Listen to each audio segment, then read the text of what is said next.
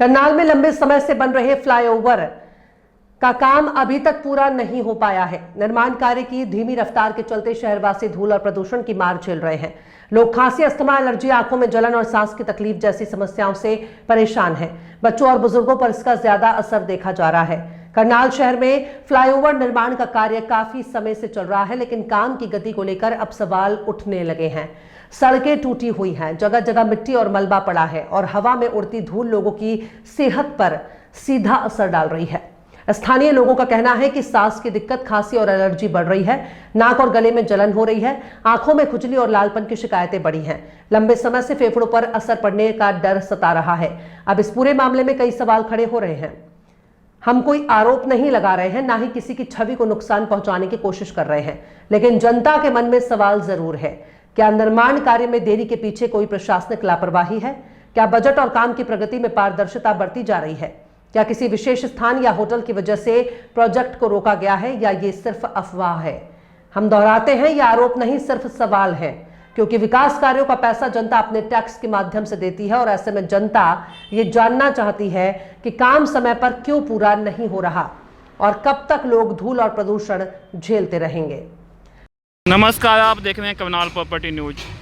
करनाल ने पिछले कुछ महीनों में लगातार वायु प्रदूषण को झेला और उसके बाद आप देख सकते हैं ये पुल बना, लेकिन पुल बनने पे भी अभी इस पर सवाल खड़े होने लगे हैं, क्योंकि ये बस स्टैंड के पास इस पुल को यहीं से नीचे उतार दिया गया है। जबकि जब इस पुल बनने की बात हुई थी, जो बातें सुनने में आ रही थी वो ये था कि ये पुल स्टेशन के पास इसको उतारा जाएगा ताकि भीड़ कम हो सके। लेकिन इसको बस स्टैंड के पास ही, यहाँ पे ही इसको उतारने पे थोड़े सवाल खड़े होते हैं। ये आरोप नहीं है, क्योंकि जो ठेका पास हुआ होगा, जो बजट आया होगा, उसमें ये सब मेंशन होगा और ये हम आरोप भी नहीं लगा रहे। लेकिन यहाँ पे एक सवाल बनता है जो जनता के मन में है कि जब भीड़ को कम करने के लिए प्रोजेक्ट लाया गया था, तो इसको बस स्टैंड के पास ही इसकी समाप्ति कर देना या यहीं से इसको यहीं पे उतार देना कहीं ना कहीं कुछ सवाल पैदा करता है। क्योंकि इस रोड पे आगे आप जाएंगे स्टेशन तक, तो कुछ लोगों का ये भी कहना है, जो सामने आके नहीं कह रहे, लेकिन कुछ लोगों का ऐसा लोगों के मन में है कि कुछ होटल्स ऐसे हैं जो वर्तमान सत्ता में प्रभावी हैं और मैक्सिमम सत्ता के कार्यक्रम उन्हीं होटलों में होते हैं। तो उन होटलों की मार्केट को बचाने के लिए, या उन होटलों, क्या वो होटल इतने प्रभावी हैं कि उनकी मार्केट को बचाने के लिए मतलब रूल ही चेंज कर दिया गया?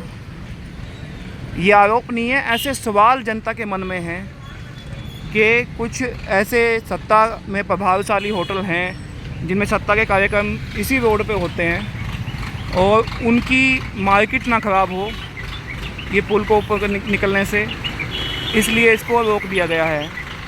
ये आरोप चैनल नहीं लगा रहा, हो सकता है कोई और मामला भी हो सकता है, लेकिन यहाँ इसको उतारने पे शक पैदा होता है कि भाई जब आप पूरे शहर की भीड़ कम करने के लिए एक अच्छी सुविधा लाए हो और पूरे करनाल ने कई महीने इसमें धूल झेली है, कई महीने तक धूल, लोगों को वायु प्रदूषण के कारण बीमारियों का सामना करना पड़ रहा है।